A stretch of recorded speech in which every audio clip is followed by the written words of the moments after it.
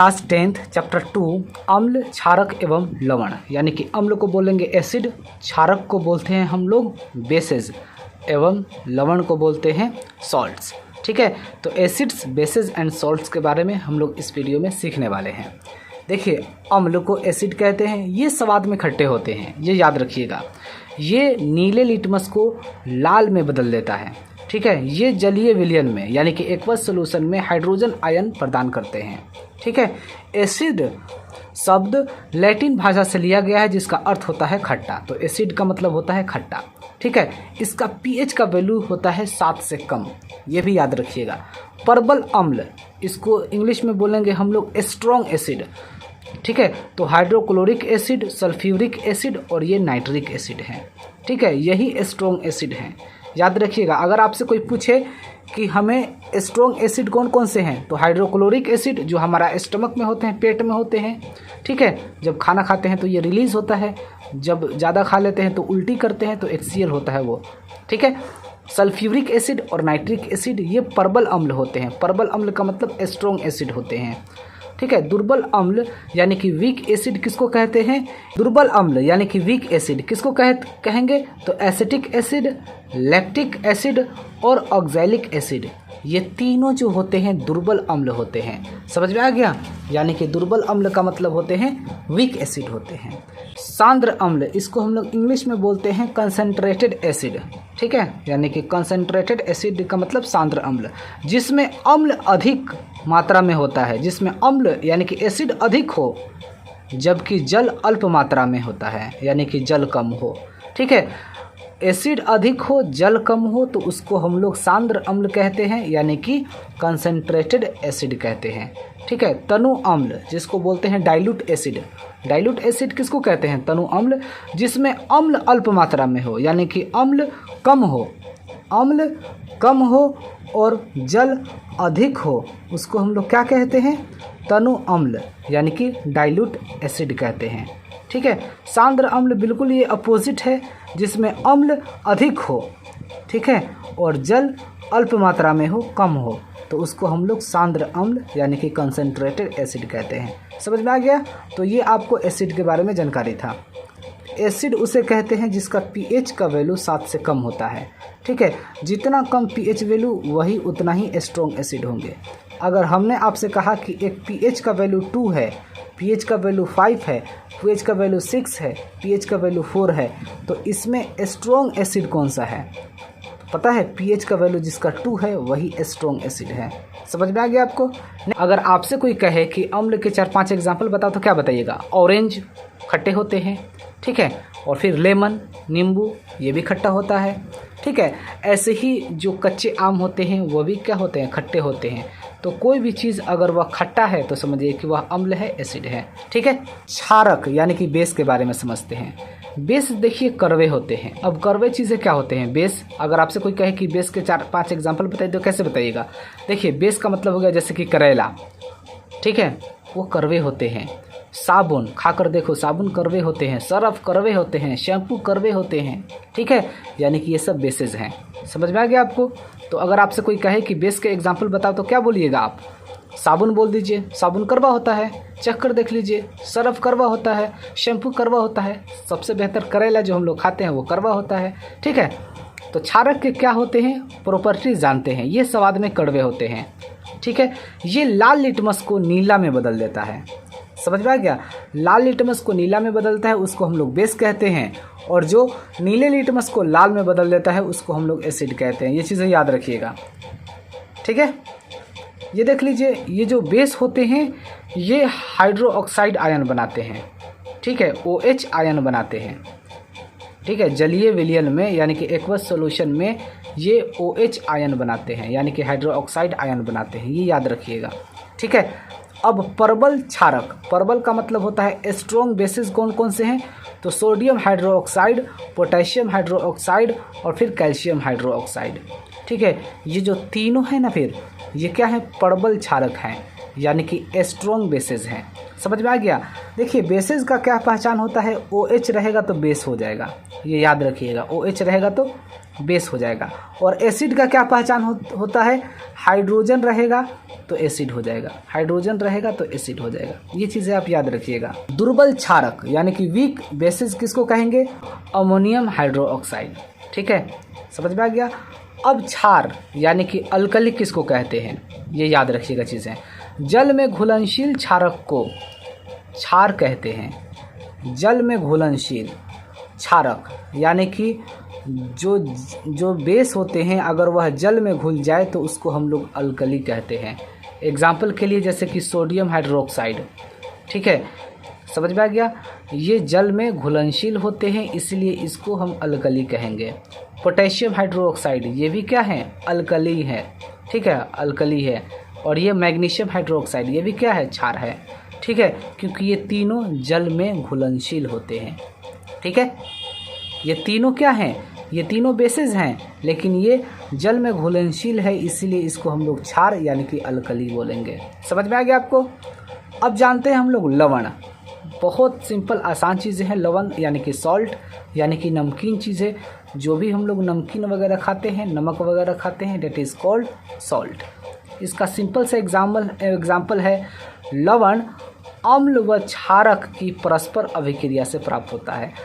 लवण यानी कि सॉल्ट, लवण अम्ल का क्षारक की परस्पर अभिक्रिया से प्राप्त होता है। अम्ल और क्षारक यानी कि एसिड और बेस को अगर आप अभिक्रिया करवाइएगा तो आपको लवण मिलेगा। चलिए हम लोग देखते हैं। एसिड की बात है ना, तो एसिड में मैंने ले लिया HCl, ठीक है, प्लस, और फिर मैंने क्या ले लिया, क्षार में मैंने ले लिया सोडियम हाइड्रोक्साइड NaOH। जब इसको हम रिएक्शन करेंगे तो पता है क्या बनेगा, सोडियम क्लोराइड बनेगा। सोडियम NaCl, ये Cl है, याद रखिएगा, Cl हाइड्रोजन क्लोराइड। ठीक है, Cl NaCl बनेगा और फिर क्या बन जाएगा, वाटर बनेगा। ठीक है, तो ये जो NaCl है ना, यही हमारा सॉल्ट है यानी कि लवण है, क्योंकि ये एसिड हो गया और ये बेस हो गया। और जब मैंने इसको रिएक्शन करवाया तो सोडियम यानी कि NaCl बना, सोडियम क्लोराइड बना। ठीक है, और सोडियम क्लोराइड ये क्या होते हैं, लवण होते हैं, सॉल्ट होते हैं। ठीक है, तो याद रखिएगा अगर आपसे कोई पूछे कि सॉल्ट के नाम बताओ तो कोई भी आप एक एसिड लिख दीजिए और एक बेस लिख दीजिए और दोनों को रिएक्शन करवाइएगा तो जो बनेगा वही आपका सॉल्ट होता है यानी कि लवण होता है। ठीक है, और वाटर तो बनेगा ही बनेगा, ये याद रखिएगा चीज़ें। समझ में आ गया आपको। ठीक है, नेक्स्ट समझते हैं हम लोग सूचक यानी कि इंडिकेटर्स। किसके, सूचक। देखिए जो भी चीज़ें होते हैं अम्ल और क्षार, हम चख कर पहचान सकते हैं कि हाँ ये अम्ल है, ये बेसिस हैं, यानी कि ये एसिड है और ये बेसिस है। ठीक है, ये तो बात सही है, लेकिन बहुत कुछ ऐसे भी होते हैं केमिकल चीज़ें, अगर हम उसको चखेंगे तो हो सकता है कि हम मर जाएं, या तो हो सकता है हमारा स्किन ख़राब हो जाए। ठीक है, या हमारा बॉडी हार्मफुल हो जाए, डिफेक्ट हो जाए, तो हम हर चीज़ों को नहीं ना चख सकते हैं। इसीलिए इंडिकेटर्स होते हैं यानी कि सूचक होते हैं। यह क्या करता है कि अम्ल और क्षारक का आराम से पहचान करवा देता है। तो सूचक किसी दिए गए विलयन में, विलयन का मतलब ये घुल गए, विलयन में अम्ल या क्षारक की उपस्थिति दर्शाते हैं। इनका रंग या गंध अम्लीय या क्षारक माध्यम में बदल जाता है। इंडिकेटर्स अम्लीय या क्षारक माध्यम में बदल जाता है। बस हम लोग का जांच हो गया, चखना नहीं पड़ा, हम बच गए। ठीक है, हो सकता है कि अगर हम चख लें मर जाए, तो ये गलत है ना, इसीलिए इंडिकेटर सही है। समझ में आ गया। जो अम्ल और क्षारक को मेजरमेंट करता है, जांच करता है, उसको हम लोग इंडिकेटर्स कहते हैं। समझिए कि सूचक इंडिकेटर्स 3 प्रकार के होते हैं। प्राकृतिक सूचक, जिसको हम लोग क्या बोलते हैं इंग्लिश में, नेचुरल इंडिकेटर। कृत्रिम सूचक यानी कि सिंथेटिक इंडिकेटर, और गंधीय सूचक यानी कि ऑल्फैक्टरी इंडिकेटर। ठीक है, अब समझते हैं प्राकृतिक सूचक यानी कि नेचुरल इंडिकेटर किसको कहते हैं। याद रखिएगा ये पौधों से में पाए जाते हैं। ठीक है, ये प्राकृतिक सूचक ये पौधों में पाए जाते हैं, जैसे कि लिटमस, लाइकेन से ही ये लिटमस प्राप्त होता है, और लाल पत्ता गोभी। ठीक है, और फिर हाइड्रेजिया, पौधों के फूल, और हल्दी। ये चारों प्राकृतिक सूचक हैं। लिटमस 1, लाल पत्ता गोभी, ठीक है, 2 हो गया, और हाइड्रेजिया पौधों के फूल 3 हो गए, और फिर हल्दी 4, ठीक है। तो ये चारों चीज़ें प्राकृतिक सूचक यानी कि नेचुरल इंडिकेटर्स हैं। समझ में आ गया। अब कृत्रिम सूचक यानी कि सिंथेटिक इंडिकेटर्स यानी कि जो मनुष्य ने बनाया है, तो ये रासायनिक पदार्थ हैं। कृत्रिम सूचक जो होते हैं सिंथेटिक इंडिकेटर्स, ये रासायनिक पदार्थ होते हैं, जैसे कि मेथिल ऑरेंज हो गए, फिनोल्फथेलिन, ठीक है। ये 2, ये सब समझेंगे तो आपको अच्छे से समझ में आ जाएगा ये जब बताएंगे तो। गंधीय सूचक यानी कि ऑल्फैक्टरी इंडिकेटर्स, इन पदार्थों की गंध अम्लीय या क्षारक माध्यम में बदल जाता है, यानी कि एसिड या बेस के माध्यम में बदल जाता है, जैसे कि प्याज, ठीक है, प्याज का रस हो गया, फिर लौंग तेल, ये सब। अब यहाँ से अब आपको अच्छे से समझ में आ जाएगा जब मैं बताऊँगा। देखिए, प्राकृतिक सूचक जो होते हैं ये 4 होते हैं, 1 2 3 4। लिटमस, ठीक है, अगर हम ब्लू, ये लिटमस ये लाइकेन के प्लांट से प्राप्त होते हैं। अगर ब्लू लिटमस है, ठीक है, तो अम्ल के प्रेजेंस में आते ही ये लाल हो जाता है, ठीक है। और अगर लाल लिटमस रहेगा तो क्षार यानी कि बेस के प्रेजेंस में आते ही नीला में बदल जाता है, ठीक है। तो ये क्वेश्चन भी पूछता है आपसे कि कौन ऐसा चीज़ है जो ब्लू लिटमस को लाल में बदल देता है, ठीक है। ब्लू लिटमस को लाल में बदल देता है वो अम्ल होता है, और लाल लिटमस को नीले में बदल देता है वह क्षार होता है यानी कि बेस होता है। ये चीज़ें याद रखिएगा। अब समझते हैं लाल पत्ता गोभी का रस।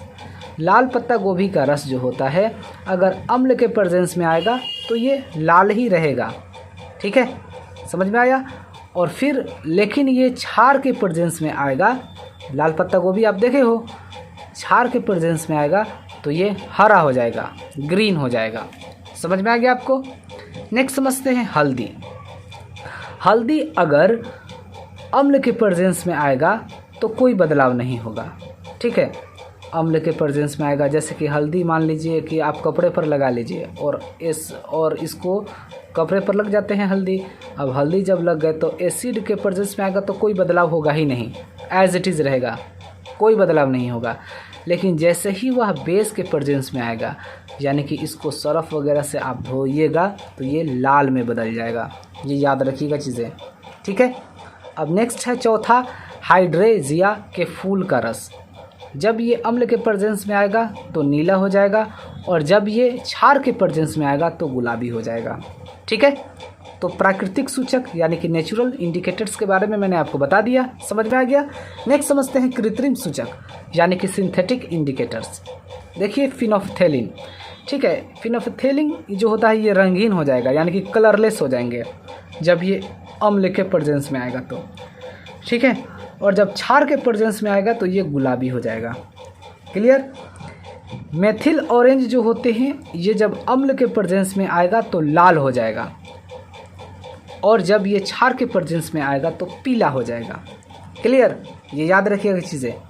नेक्स्ट समझते हैं अब हम लोग गंधीय सूचक यानी कि इसको क्या बोलते हैं, ऑल्फैक्टरी इंडिकेटर्स।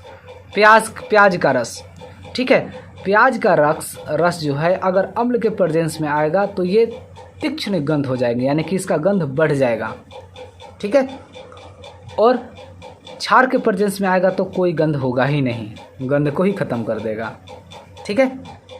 ये क्षारक माध्यम में बदल जाता है, क्षारक माध्यम में बदल जाता है, अम्लीय हो या क्षारक, अम्लीय या क्षारक माध्यम में बदल जाते हैं, ठीक है।